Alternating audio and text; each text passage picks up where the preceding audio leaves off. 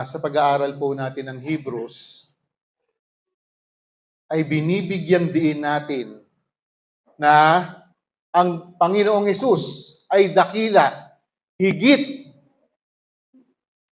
kaysa sa mga anghel, higit kaysa kay Moises, higit sa mga pari, higit sa mga sacrifices na ginawa ng mga Israelita noon, dahil ang Panginoong Hesus, ang kanyang inalay, ay ang kanyang sariling buhay. Siya ang naghandog at ang inihandog niya ay ang kanyang sarili. Sa kahabaan po ng pinag-aralan po natin ang aklat ng mga sulat sa Hebreo, ito po ang in-establish ng sumulat. Jesus Christ is greater, Jesus Christ is better, and Jesus Christ is superior sa lahat ng iyon na nakasanayan ng mga Israelita.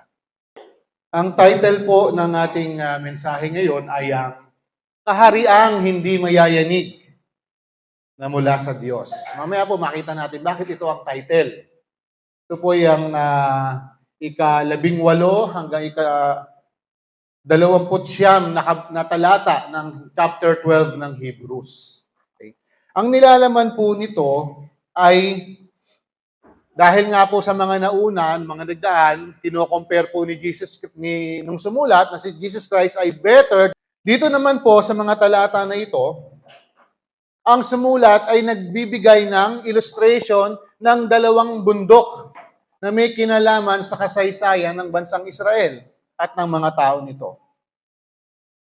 Dalawang bundok ang tinutukoy po rito ay ang Mount Sinai at ang Mount Zion. Ang Mount Sinai po, ito po ang bundok kung saan ibinigay ng Diyos kay Moises ang 10 utos.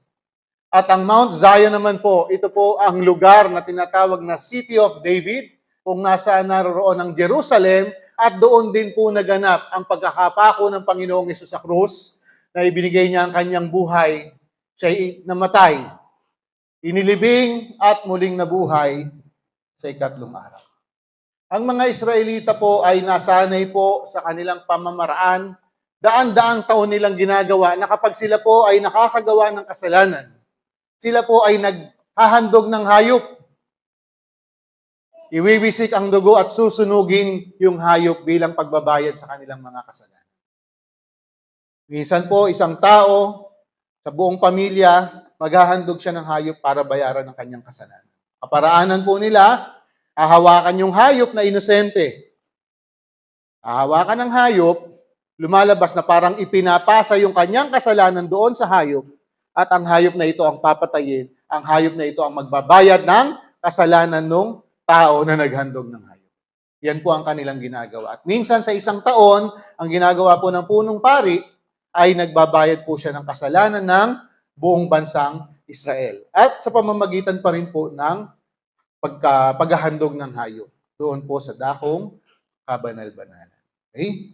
At sinabi naman po ng banal na kasulatan, ito pong ginagawa ng mga Israelita na paghahandog ng hayop, pagpambayad sa kanilang mga kasalanan ay pansamantalang pagtatakip lang ng kanilang kasalanan. Hindi nito talaga natatanggal o napapawi ang kasalanan ng mga Israelita. Okay, kaya nga ang tawag po dito ay anino lamang ng darating. Dahil ang dumating ay walang iba kundi ang ating Panginoong Hesus. Anino yung mga paghahandog ng hayop? Ano yung pinakakaganapan? Si Jesus Christ, inihandog niya yung kanyang sarili. Inihandog niya yung kanyang buhay, yung kanyang dugo, para saan? Katubusan ng kasalanan ng sangkatauhan. Ito ay hindi temporary relief or hindi ito temporary covering, kundi ito ay permanent, perfect offering and sacrifice na ginawa ni Jesus Christ. Minsan lang, once niya lang ginawa ito, 2,000 years ago, doon sa krus ng Kalbaryo. Andoon po ang Mount Zion, outside the city walls of Jerusalem. Kaya po itong sumulat po ito, no? Nagbibigay siya ng illustration sa pamamagitan ng mga talata. Ano ang kaibahan ng kalagayan ng mga tao na nandoon sa Mount Zion at ng mga tao na nasa ng mga tao sa Mount Sinai, then sa mga taong nasa Mount Zion. Okay? Ang Panginoong Hesus po ang nagbigay ng bayad para sa dapat nating pagbayarang kasalanan po natin. Tama po, di ba? Meron tayong kasalanan, lumalabas, meron tayong utang, dapat tayong magbabayad, pero ang Panginoong Hesus na po ang gumawa nun ng pagbabayad ng ating mga kasalanan. Kaya ang tao nararapat na maniwala, magtiwala, manalig, sumampalataya sa ating Panginoong Hesus bilang kanyang tagapagligtas at Panginoon ng kanyang buhay. Kahariang hindi mayayanig. Tingnan po natin ito mamaya. So, chapter 12, verse 18 to 21. Tingnan natin. So, dito po, tinutukoy niya muna yung Mount Sinai. No? Dahil yung mga Israelita po, tinanggap ang 10 utos sa Mount Sinai. Hindi kayo lumapit sa isang bundok na nakikita. Gaya ng mga Israelita sa bundok ng Sinai.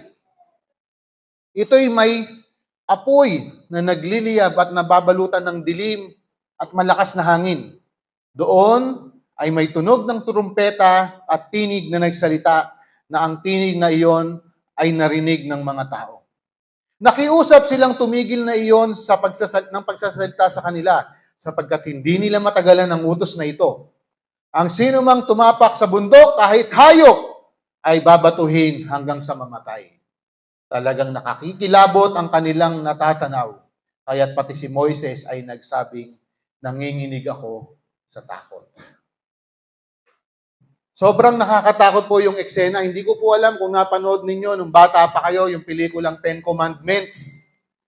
No? Doon po sa bundok kung saan si Moises umakyat at kausap ang Diyos at binigay ng Diyos ang 10 utos, limitado po ang kayang pagpapakita ng pelikula noon. Na sa taas ng bundok ay andon ang apoy, andon ang mga usok, andon ang mga kidlat, at ang mga nakatatakot na tunog. Bakit? Dahil nandoon ang presensya ng Diyos.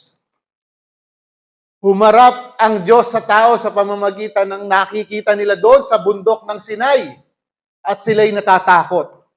Ang sabi nila, sana wag na kaming kausapin. Moises, ikaw na kumausap sa amin kasi natatakot kami dahil pag nakaharap namin ng Diyos, kami ay mamamatay. Kaya po ang nais nila, Moises, ikaw na lang kumausap sa amin. Naririnig po nila ang tinig ng Diyos sa pamamagitan ng trompeta. Nayayanig ang lugar. Kaya po sila'y takot na takot. Nang bumaba po ang Diyos sa Mount Sinai, ang kanyang presensya, ang nasaksihan po ng mga tao, hulog, kidlat, apoy, usok, at dumadagundong po ang bundok. Takot na takot sila noon. Yung iba po sa atin, mahihirapan tayong unawain. Bakit sila takot na takot? Dahil po alam po nila, kapag nakaharap nila ang Diyos, nakita nila ang presensya ng Diyos sa pisikal, sila'y mamamatay. Kaya po ang utos ng Diyos kay Moises, maglagay ka ng perimeter. Na walang lalampas diyan na tao kasi pag may lumampas diyan sa perimeter na yan, mamamatay siya sa pamamagitan ng sibat or babatuhin siya hanggang mamatay. Mula sa taas ng bundok hanggang paanan ng bundok, walang pwedeng lumapit, tao man o hayop. Pero nasaksihan ito ng mga tao, ang presensya ng Diyos, takot na takot sila, Moises, ikaw na lang. Dahil gusto ng Diyos na ang mga Israelita ay magkaroon ng banal na pagkatakot sa Diyos. At nang sa gayon, hindi na sila gagawa ng kasalanan. Yun po ang nais. Nang sumulat na ipakita na sa Mount Sinai, ito ang mga nangyari. Ang Mount Sinai nasa Egypt at ang Mount Zion ay nasa Israel, sa Jerusalem. Nais po kasi ng Diyos na ang tao ay magkaroon ng takot sa Kanya. At ito ang magiging motivation para hindi sila makagawa ng kasalanan. Pero alam niyo po, nakakalungkot. Takot na takot sila batay sa binasa natin mga talata. Tama po, Exodus chapter 19 at 20. Pero alam niyo po ba, pagdating ng Exodus chapter 32, itong mga tao na to na supposedly takot sa Diyos at hindi magkakasala dahil sa kanilang takot sa Diyos, Pagdating po ng chapter 32, ano nangyari? Gumawa po sila ng guya or baka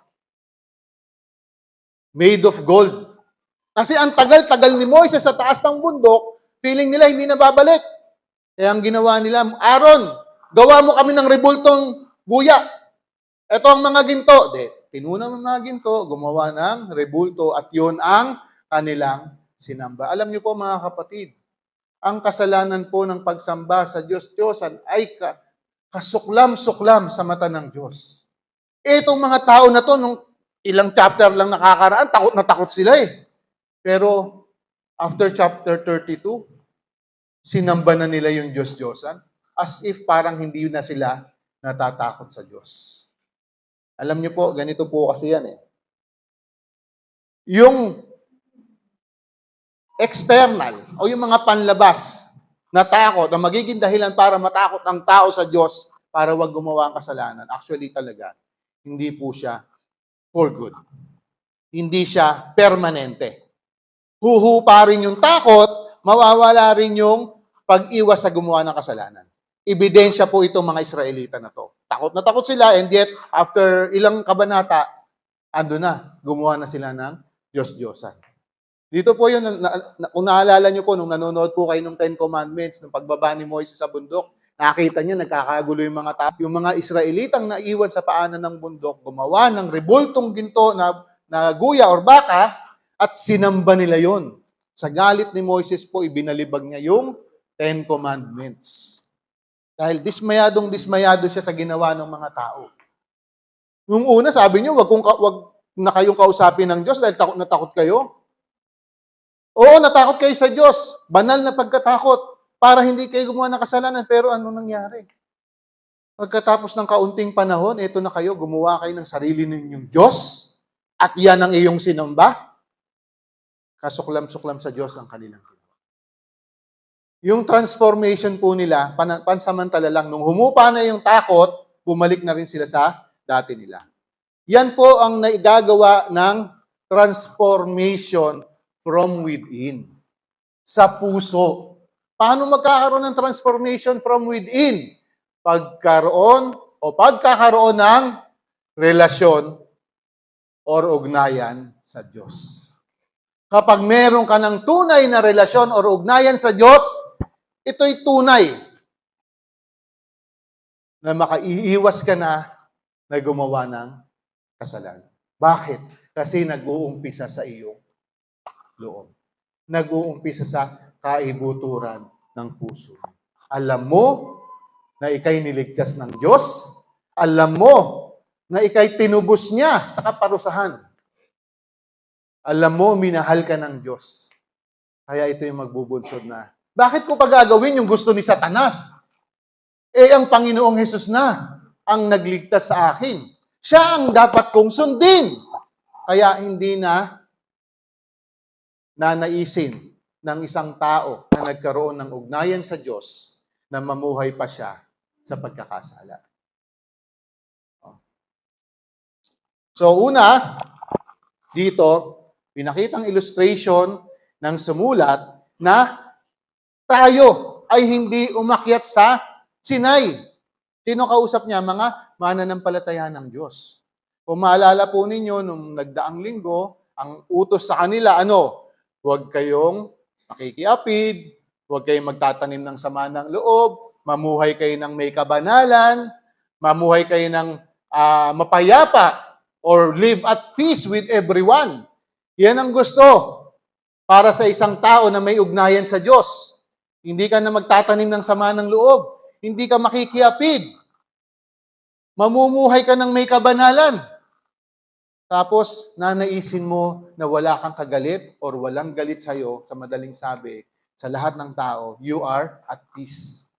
No? Kaya sabi niya, hindi tayo lumapit sa bundok na nakikita. Ang kausap niya mga may pananampalataya sa Diyos. Kaya doon sa sumunod na verse, sabi dito, sa halip, yan, hindi tayo doon sa Mount Sinai. Sa halip tayo ay nilapitan natin ang Mount Zion. Anong meron sa Mount Zion? Ito ang sinasabi sa mga talata. Sa halip ang nilapitan ninyo ay ang bundok ng Zion at ang lungsod ng Diyos na buhay, ang Jerusalem sa langit na kinaroroonan ng di mabilang na mga anghel. Lumalo kayo sa masayang pagtitipon ng mga itinuturing na panganay. Ang kanilang mga pangalan ay nakatala sa langit. Lumapit kayo sa Diyos na hukom ng lahat at sa mga espiritu ng mga taong ginawang ganap. Lumapit kayo kay Jesus, ang tagapamagitan ng bagong tipan. Ang dugo niyang dumanak ay may pangako ng mas mabuting bagay kaysa isinisigaw ng dugo ni Abel. Okay, so dito sa verse 22 to 24, binabanggit po na yung kanyang sinulatan o yung kanyang kinakausap ay hindi belong doon sa Mount Sinai. Saan? Doon kayo sa Mount Zion. Tapos parang binubuksan niya yung tabing, pinakikita niya na doon, sobrang dami ng mga anghel, andun yung mga tao na nanalig sa Diyos, andun yung mga niligtas, andun yung mga tao na ang pangalan ay nakatala sa aklat ng buhay. Yan po ang illustration ng kalagayan ng taong sumampalataya kay Kristo. Nandun siya saan? Asa ng mga anghel, asa ng mga nanalig sa Diyos, asa ng mga taong nakatala o nakasulat ang aklat ng buhay. Yun po ang panglangit. Okay? Napakagandang larawan. Hindi sinabi doon, nandun ang mga demonyo, andun ang mga salbahe, mamamatay tao, andun ang mga immoral. Hindi. Ang sinabi, andun ang mga anghel, andun ang mga tao na nakatala ang pangalan sa aklat ng buhay. Andun yung mga taong ginawang ganap, ginawang matuwid ng Diyos. Yan. Okay? Alam niyo po mga kapatid, sa isang tao na sumampalataya kay Jesus Christ bilang Panginoon at tagapagligtas, ang pangalan po ninyo ay nakatala sa aklat ng buhay. Kailan po bubuksan yan? Sa wakas ng panahon. Pero sa ngayon, kapag sumampalataya ka kay Kristo, nakalagay na ang pangalan mo sa aklat ng buhay. Okay? Pangalawa, di ba ang Diyos natin isa lang, na may tatlong persona. Diyos Ama, Diyos Anak, Diyos Espiritu Santo. Pero, iisang Diyos lang siya. Ngayon, kung tunay kang sumampalataya kay Kristo bilang iyong Panginoon at tagapagligtas, ang Diyos Espiritu Santo ay mananahan sa iyo. Totoo yan. Sabi ng Bible yan eh. Sabi ng salita ng Diyos yan, ang banal na Espiritu ay titira sa iyo. Kaya, pag meron ka ng pananampalataya sa Diyos, meron ka ng relasyon kay Jesus Christ, hindi mo nagugustuhin gumawa ng kasalanan. Bakit? Pipigilan ka ng Holy Spirit na gumawa pa ng kasalanan. Anong iuudyok sa'yo ng Holy Spirit? Gawin mo yung mga bagay na kalugod-lugod sa Diyos. So, kaya dito binanggit, yung mga tao daw na nakatala ang pangalan sa aklat ng buhay. Kasi sila po yung mga tao na sumampalataya sa Diyos. At yung mga kausap ay nakatala rin ang pangalan sa aklat ng buhay. So, lahat po ba tayo gusto natin malagay yung pangalan natin sa aklat ng buhay? Sinong ayaw? Wala. Okay. Kasi yan yung mabuting bagay. Kasi kapag ayaw mo mailagay yung pangalan mo sa aklat ng buhay, hintayin mo na lang po yung time mapagpunta doon sa walang hanggang kaparusahan sa mainit na apoy ng impyerno. Okay? So ito po yung dalawang illustration. Sabi niya, isa Mount Sinai, ang isa ay Mount Zion. Sa Mount Sinai, ito yung mga pagkatapos ng mahumupa yung takot, bumalik na sa kasalanan. Pero yung mga nasa Mount Zion, ito yung mga tao na may tunay na ugnayan sa Diyos. Ang ganda ng kanyang pupuntahan. Okay? Sabi sa verse 24, lumapit kayo kay Jesus, ang tagapamagitan ng bagong tipan. Ang dugo niyang dumanak ay may pangako ng mas mabubuting bagay kaysa sa isinisigaw ng dugo ni Abel. Ang Panginoong Hesus po ang ating tagapamagitan. So yung paghahandog po ng mga hayop para bayaran ng kasalanan, Old Testament or Old Covenant. Di ba? Si Jesus Christ po, nang inihandog niya ang kanyang sarili bilang pangbayad sa kasalanan natin, ito po ay ang New Testament or New Covenant or Better Covenant. Saan po tayo lalagay? Doon po tayo lumagay sa New and Better. Bakit? Na kay Kristo tayo. Okay? Alam nga namang din pa natin yung ginagawa nila dati. Papasok kayo dito, linggo. May dala kang kambing. Kasi may kasalanan ako. Magkakalat ako ng dugo. Iwiwisik ko. Kasi pambayad ng aking kasalanan. Wala nang ganun. Lipas na yon. Old. Hindi na po kailangan magbayad ng dugo ng hayop. Bakit? Yung ginawa ni Jesus Christ, isang beses lang yon, sapat na para sa lahat ng tao. Okay? Yan po yung napakagandang ginawa ng ating Panginoong Hesus. Kaya sabi dito, ang dugo niya'y dumanak. May mga pangako ng mas mabuting bagay kaysa isinisigaw ng dugo ni Abel. Alam niyo po ba yung dugo, tinutukoy ditong sinisigaw na dugo ni Abel? Si Eva at Adan po, di ba, unang nilikha ng Diyos. Nagkaanak po sila, si Cain at si Abel. Si Cain po ay nagselos dahil tinanggap ng Diyos ang offering ni Abel, kaya ang ginawa niya sa kanyang mas batang kapatid ay pinatay niya. Ngayon, nang sinabi ng Diyos, nasaan si Abel? Sabi ni Cain, bakit? Ako ba tagapangalaga ng aking kapatid? Tignan mo, sabi ng Diyos. Mula sa hukay, nangungusap si Abel sa akin. Ibig sabihin po, si Abel, nung ginawa sa kanya yun ng kanyang kuya na pinatay siya, humihingi po siya ng hustisya. Yan. Tignan natin. Hustisya. Receiving what we deserve. Gumawa ka ng kasalanan, anong karapat dapat sa'yo? Parusahan. Yan ang tinatawag na hustisya. Yan yung nasa old. Nasaan ba tayo? Sa new. Ano yung nasa new? Yung ginawa ng Panginoong Hesus, tayo ay kinahabagan dahil tayo makasalanan. Habag na habag po ang Diyos sa atin, mapapahamak tayo, pero anong ginawa niya? Siya na lamang ang nagbayad. Kaya po ang mercy and grace ni Jesus Christ, package po yan. Mercy is not receiving what we deserve.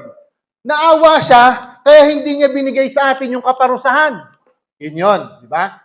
Mercy. Hindi natin natanggap yung kaparusahan dahil nahabag po ang Diyos sa kalagayan nating makasalanan at mapaparusahan, magdudusa ng walang hanggan doon sa impyerno.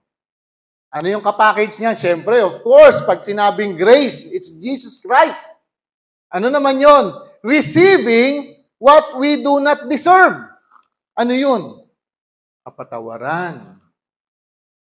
Katiyakan na pupunta tayo sa kanyang piling doon sa langit. Yun ba yung deserve natin? Hindi. Pero yun yung kanyang ibinibigay sa sumampalataya sa kanya. So napakaganda po, no? Ito ang old. Andito tayo sa new. Deserve natin ng punishment pero hindi niya binigay sa atin. Binigay niya sa atin ano? Biyaya. Pero hindi yun ang deserve natin. Di ba? Napakaganda po ng pag-ibig ng Diyos sa atin. Kaya po, baka, halimbawa, may mga nakasama tayo ngayon, sila Lola, sila Ate, sila Mami, si Cedric. Okay? No? Hindi po tayo pumasok sa isang relihiyon. Okay po, binibigay ko lang pong kaalaman. Si Louie, si Mary, hindi po sila pumasok sa relihiyon. Nandito po kami, nagkakatipon sa lugar na ito dahil ang nais po namin pumasok sa relasyon kay Kristo. Bakit nandito? Ba't nagpupunta sa lugar na ito? Kasi po, ito na yung pagkakataon na kaming mga makasalanan, tayong mga makasalanan, na karapat dapat talaga papuntang impyerno, ay nagkakatipon sa lugar na ito kasi nagpapasalamat tayo sa ginawa ni Jesus.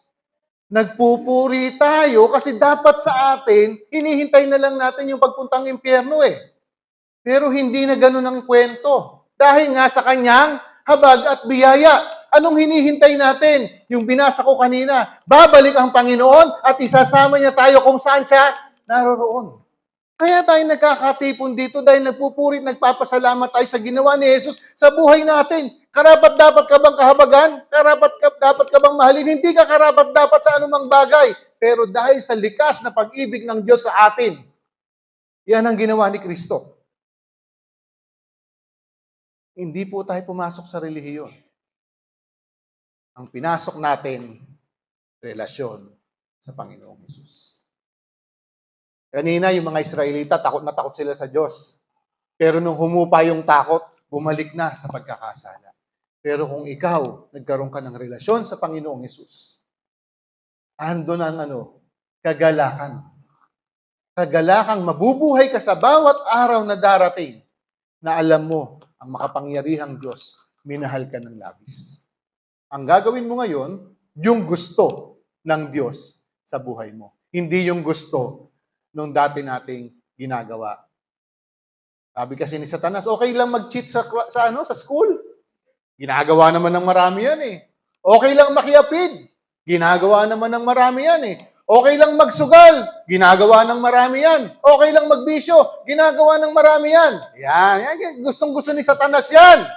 Pero kapag meron ka ng ugnayan sa Panginoon, yung mga bagay na binanggit ko, hindi mo nagugustuhin. Bakit? Alam mong hindi gusto ng Panginoon yan sa buhay mo. Isipin mo, niligtas ka ni Kristo, binayaran niya ng kanyang buhay yung buhay mo, tapos gaganunin mo lang. Diba? Hindi maaari. Kung talagang nauunawaan mo yung ginawa ni Kristo sa iyo, ang magiging buhay mo, mamumuhay ka ng may kabanalan. Oo, insultuhin tayo ng mga tao, pagtawanan nila tayo. Masyado ka mabait, baka lumampas ka na sa langit. Sabihin na ninyo lahat ng gusto ninyong sabihin. Basta ako, nakatingin ako sa pangako ng Panginoon sa akin. Ang pangako ng Panginoon sa akin, dadalhin niya ako kung saan siya naroroon. Next slide, tingnan natin.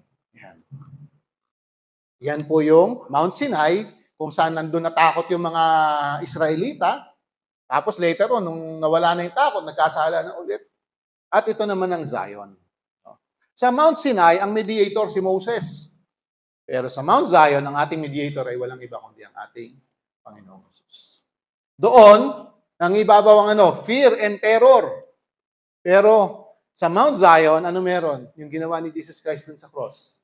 Love and forgiveness. Doon sa Mount Sinai, nakatingin sa mga bagay lang sa mundo na ito. Sa Mount Zion, ang tinitignan na natin yung ating pupuntahan kapag sinundo na tayo ng Panginoon. Old Covenant, dugo ng hayop. Pansamantala lang yan na pantakip. Inosente yung hayop, tapos papatay mo. May kasalanan ka, papatay mo yung hayop. Lumang na yun. Practice. Sa New Covenant, oo, inosente ang Panginoon. Pero ito'y minsan lang. At naging sapat yung kanyang ginawang pagbabayad. Okay? Sa Mount Sinai, puro kautosan yan. Utos. Gawin mo ganito kapag sa pagkain, sa mga patay, sa katawan, marami yan. Pero sa Panginoon, sa Mount Zion, sa biyaya lamang po ng Panginoon, tayo nakatingin. Ulitin ko, ano yung grace? Receiving what we do not deserve. Hindi natin deserve na mahalin tayo ng Panginoon. Hindi natin deserve na iligtas niya tayo, pero ginawa niya dahil mahal niya tayo. Sa verse 25 hanggang 27 naman, ito ang sinasabi, kaya't makinig kayong mabuti sa kanya na nagsasalita. Ang tumangging makinig at sa nagsasalita sa kanila dito sa lupa ay hindi nakaligtas sa parusa. Gaano pa kaya tayo kung tayo'y tatangging makinig sa nagsasalita mula sa langit? Dahil sa kanyang tinig na yanig noon ang lupa, ngunit ipinangako niya ngayon, minsan ko pang yayanigin, hindi lamang ang lupa, pati na rin ang langit. Ang mga salitang minsan pa ay maliwanag na nagsasabing aalisin ang mga linikhang na yayanig upang manatili ang mga bagay na di nayayanig. Verse 28 and 29, kaya magpasalamat tayo sa Diyos sapagkat tumanggap tayo ng isang kahariang hindi mayayanig. Sambahin natin ang Diyos sa paraang kalugod-lugod sa Kanya, sa paraang may paggalang at pagkatakot.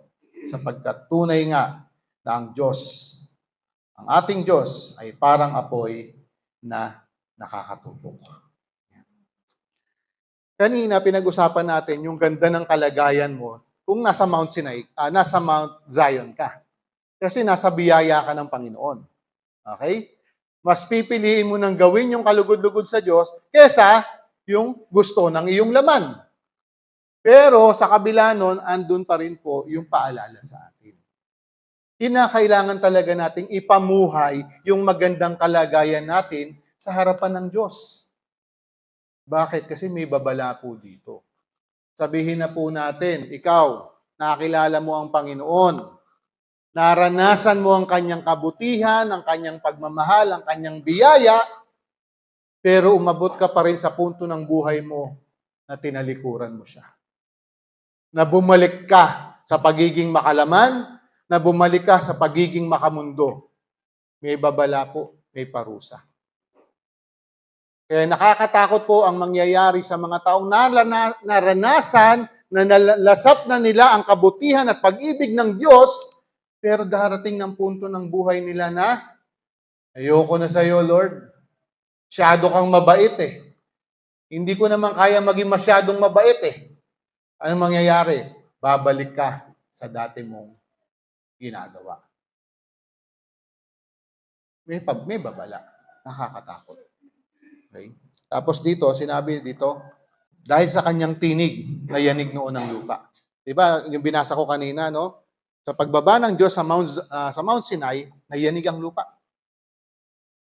Pero sabi niya, gagawin ko ulit yan. Hindi lamang ang mundo ang yayanigin niya, kundi pati ang langit. Kailan mangyayari po yan? Napakatagal pa po mangyayari yan. Sa mga nag-aaral po ng end times, wawasakin po ng Diyos ang langit at ang lupa at gagawa siya ng bagong langit at bagong lupa. Tutupukin niya sa apoy ang lupa, tutupukin niya sa apoy ang langit, dahil gagawa siya ng new heaven and new earth. Kaya po ang title kanina nito, last slide to, di ba? Ang title nito kanina ay Kahariang Hindi Mayayanig. Kasi po, ang kalagayan ng taong sumampalataya sa Panginoon, nandun na siya sa kaharian, nandun na siya, nakatuntong siya sa batong napakatibay. Walang iba kundi ang ating Panginoong Jesus. Hindi ito mawawasak, hindi ito mayayanig. Kaya nga sa English, it is unshakable. Napakatibay, napakatatag ng ating Panginoong Jesus. Ang lahat ng sumampalataya sa Kanya, ang ganda na ng kalagayan. Pero dapat nating ipamuhay yung napakagandang kalagayan natin. Mamumuhay tayo ng may kabanalan, mamumuhay tayo ng may pagsunod sa Kanyang kalooban. At siyempre, yung pagsamba, andun yung napakataas ng iyong pagkilala sa Panginoon. Kaya nga yung pagsamba with reverence na andun yung pagpapasalamat ng iyong puso. Pero siyempre, di ba, napakabuti pa rin na meron tayong banal na pagkatakot sa Diyos. Kasi yun yung karapat-dapat. Okay? Hindi mawawala yung banal na pagkatakot, hindi mawawala yung masyado tayo nagiging mapagpasalamat, hindi nawawala yung respeto, galang, pagkilala natin sa kadakilaan ng Diyos. Okay? Kaya po napakabuti po ng ginawa ng Panginoon sa buhay po natin. Hindi po tayo tumitingin sa relihiyon. Ang tinitignan po natin ay ang tao magkaroon ng relasyon sa ating Panginoong Jesus. Paano ka magkakaroon ng relasyon? Pag sumampalataya ka kay Jesus, na siya ang anak ng Diyos, na naniniwala ka na yung kanyang pagbabayad sa krus ng iyong kasalanan. Ibinigay niya ang kanyang buhay, diba, namatay siya, hinilibing. At pinaniniwalaan mo na hindi lang basta siya nilibing, naniniwala ka rin na siya'y muling nabuhay sa ikatlong araw. Na hanggang ngayon, siya ay ang nag-iisang tunay na Diyos na buhay. Kapag lahat ng yan ay niyakap mo sa buhay mo, lahat ng katotohanan na yan, pumapasok ka hindi sa relihiyon. Pumapasok ka sa isang relasyon sa makapangyarihang Diyos na umibig sa iyo ng labis. Kaya talagang yung mga nararanasan natin, minsan mapapaiyak ka na lang. Lord, hindi ko deserve to. Lord, naging masama ako. Lord, naging makasarili ako. Lord, hindi kita kinilala ng matagal sa buhay ko, pero bakit ganoon? Nararanasan ko yung kabutihan, pagkilos at pag-ibig mo. Salamat, Lord. Kahit hindi ko ito deserve, ibinigay mo. Manalangin po tayo. Panginoon, salamat po sa mga katotohanan ng inyong salita. Salamat sa habag at biyaya na mayroon ka sa amin. Salamat sa mga katotohanan nito. Panginoon, nawa ito'y manatili sa aming mga puso. Ang kagalakan dahil naranasan po namin ang inyong biyaya. Panginoon, dalangin po namin sa bawat isa na narito ngayon. Ang inyong pagkilos. Na lahat po kami, Panginoon, magkaroon kami ng kapanatagan, katiyakan, na kami sumasampalataya sa inyo. Ang aming pangalan ay nakatala sa aklat ng buhay. At sa inyong muling pagparito upang sunduin kami, ay lahat kami ay dadalhin ninyo kung saan kayo naroroon sa mga sandali na ito. Salamat po, Ama. Ito'y dalangin namin sa ngalan ng aming tagapagligtas at ng aming Panginoon Yesus. Amen. Magandang umaga.